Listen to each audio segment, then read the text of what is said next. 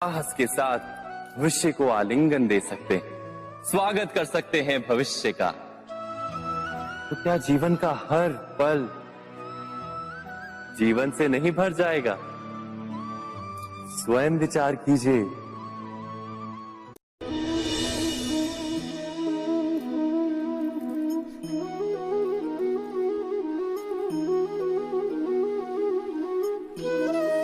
ज्ञान प्राप्ति सदा ही समर्पण से होती है, ये हम सब जानते हैं। किंतु समर्पण का वास्तविक महत्व क्या है? क्या हमने कभी विचार किया? मनुष्य का मन सदा ही ज्ञान प्राप्ति में विभिन्न बाधाओं को उत्पन्न करता है। कभी किसी अन्य विद्यार्थी से ईर्ष्या हो जाती है, कभी पढ़ाए हुए पाठों पर संदेह जन्मता है और कभी गुरु द्वारा दिया गया दंड मन को अहंकार से भर देता है। नहीं, क्या ऐसा नहीं होता? न जाने कैसे कैसे विचार मन को भटकाते हैं और मन की इसी अयोग्य स्थिति के कारण हम ज्ञान प्राप्त नहीं कर पाते। मन की योग्य स्थिति केवल समर्पण से निर्मित होती है। समर्पण मनुष्य के अहंकार का नाश करता है। ईर्ष्या, महत्वाकांक्षा आदि भावनाओं को दूर कर हृदय को शांत करता है और मन को एकाग्र करता है। वास्तव में ईश्वर की सृष्टि में ना ज्ञान की मर्यादा है, ना ज्ञानियों की। गुरु दत्तात्रेय ने तो गाय और श्वान से भी ज्ञान प्राप्त कर लिया था।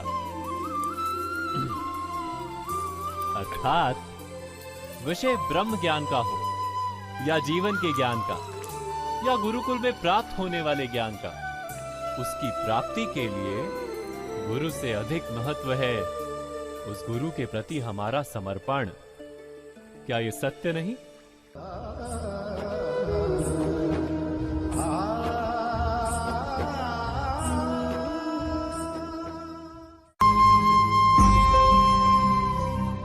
प्रत्येक मनुष्य के जीवन में ऐसा क्षण अवश्य आता है जब सारे स्वप्न, सारी आशाएं, सारे दृश्य ध्वस्त हो जाते हैं। जीवन के सारे आयोजन ही बिखर जाते हैं। एक और धर्म होता है और दूसरी ओर सुख। इसी को धर्म संकट कहते हैं। जब धर्म का वहन ही संकट हो और धर्म का त्याग ही सुख हो। विचार कीजिए, कभी किसी स्वजन के विरुद्ध सत्य बोलने का अवसर प्राप्त हो जाता है, कभी ठीक दरिद्रता के समय सरलता से चोरी करने का मार्ग प्राप्त हो जाता है, कभी किसी शक्तिशाली राजनेता या राजा के कर्मचारी का अधर्म प्रकट हो जाता है। सबके जीवन में ऐसी घटना बनती ही रहती है। अधिकतर लोग ऐसे किसी क्षण को धर्म संकट के रूप में जान ही नहीं पाते। हमें किसी प्रकार के संघर्ष का अनुभव ही नहीं होता। सहजता से सुख की ओर खींचे चले जाते हैं, जैसे मक्खी गुड़ की ओर खींची चली जाती। वास्तव में धर्म संकट का क्षण ईश्वर के निकट जाने का क्षण होता है। यदि हम संघर्षों से भयभीत ना, सुख की ओर आकर्षित ना, अपने धर्म पर दृढ़ रहे, तो ईश्वर का साक्षात्कार दूर नहीं।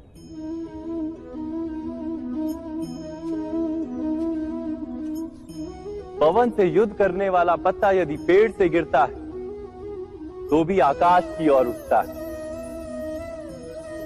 पवन से झुकने वाली घास वहीं भूमि पर रह जाती है। अर्थात धर्म संकट से यदि हम संकट को ही टाल दें तो सुख तो मिलता है, जीवन बढ़ता है, किंतु क्या चरित्र नहीं टूटता? क्या आत्मा दरिद्र नहीं हो जाती? क्या ईश्वर से अंतर नहीं हो जाता? स्वयं विचार कीजिए। दो व्यक्ति जब निकट आते हैं तो एक दूसरे के लिए सीमाएं और मर्यादाएं निर्मित करने का प्रयत्न अवश्य करते हैं। हम यदि सारे संबंधों पर विचार करें तो देखेंगे कि इन सारे संबंधों का आधार यही सीमाएं हैं जो हम दूसरों के लिए निर्मित करते हैं। और यदि अनजाने में भी कोई अन्य व्यक्ति इन सीमाओं को तोड़ता है तो उसी क्षण हमारा हृदय क्रोध से भर जाता है। इन सीमाओं का वास्तविक रूप क्या है? क्या हमने कभी विचार किया? सीमाओं के द्वारा हम दूसरे व्यक्ति को निर्णय करने की अनुमति नहीं देते, अपना निर्णय उस व्यक्ति पर थोपते हैं, अर्थात किसी की स्वतंत्रता का अस्वीकार करते हैं। और जब स्वतंत्रता का अस्वीकार किया जाता है तो उसका हृदय दुख से भर जाता है, और जब वो सीमाओं को तोड़ता है तो हमारा हृदय क्रोध से भर जाता है। क्या ऐसा नहीं होता?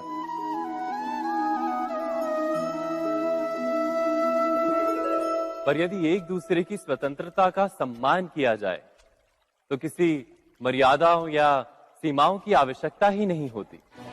अर्थात जिस प्रकार स्वीकार किसी संबंध का देह है, क्या वैसे ही स्वतंत्रता किसी संबंध की आत्मा नहीं? स्वयं विचार कीजिए। सबके जीवन में ऐसा प्रसंग अवश्य आता है कि सत्य कहने का निश्चय होता है हृदय में, किंतु मुख से सत्य निकल नहीं पाता। कोई भय मन को घेर लेता है। किसी घटना अथवा प्रसंग के बारे में बात करना या फिर स्वयं से कोई भूल हो जाए उसके बारे में कुछ बोलना, क्या ये सत्य है? नहीं, ये तो केवल तथ्य है। अर्थात जैसा हुआ था वैसा केवल बोल देना सामान्य सी बात है। किंतु कभी कभी उस तथ्य को बोलते हुए भी भय लगता है। कदाचित किसी दूसरे की भावनाओं का विचार आता है मन, दूसरे को दुख होगा ये भय भी शब्दों को रोकता है। तो ये सत्य क्या है? क्या हमने कभी विचार किया है? जब भय रहते हुए भी कोई तथ्य बोलता है तो वो सत्य कहलाता है। वास्तव में सत्य कुछ और नहीं, केवल निर्भयता का दूसरा नाम है। और निर्भय होने का कोई समय नहीं होता, क्योंकि निर्भयता आत्मा का स्वभाव है। अर्थात क्या प्रत्येक क्षण सत्य बोलने का क्षण नहीं होता?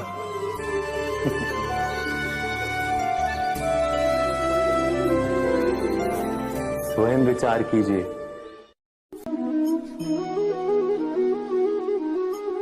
श्रेष्ठता का क्या अर्थ है? श्रेष्ठता का अर्थ है दूसरों से अधिक ज्ञान प्राप्त करना। अर्थात मूल्य इस बात का नहीं कि स्वयं कितना ज्ञान प्राप्त किया, मूल्य इस बात का है कि प्राप्त किया हुआ ज्ञान अन्य लोगों से कितना अधिक है। अर्थात श्रेष्ठता की इच्छा ज्ञान प्राप्ति को भी एक स्पर्धा बना देती है। और स्पर्धा में विजय अंतिम कब होती है?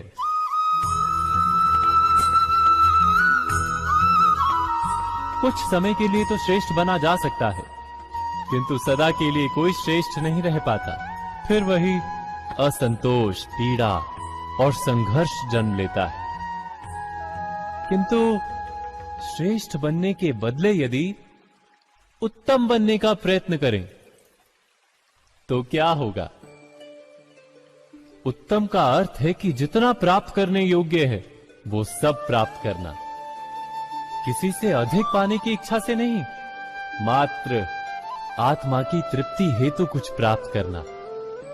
उत्तम के मार्ग पर किसी अन्य से स्पर्धा नहीं होती, स्वयं अपने आप से स्पर्धा होती है। अर्थात उत्तम बनने का प्रयत्न करने वाले को देर अबेर सारा ज्ञान प्राप्त हो जाता है, बिना प्रयत्न के ही वो श्रेष्ठ बन जाता है। किंतु जो श्रेष्ठ बनने का प्रयत्न करता है वो श्रेष्ठ बने या ना बने, उत्तम कभी नहीं बन पाता।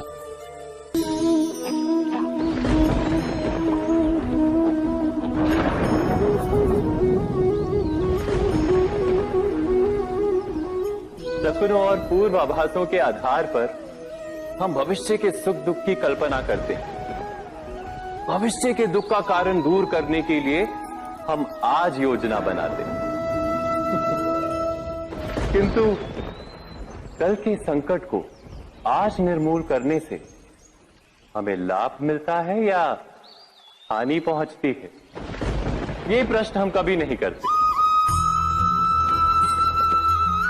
सत्य तो ये है कि संकट और उसका निवारण सात जन से है, व्यक्ति के लिए भी और सृष्टि के लिए भी।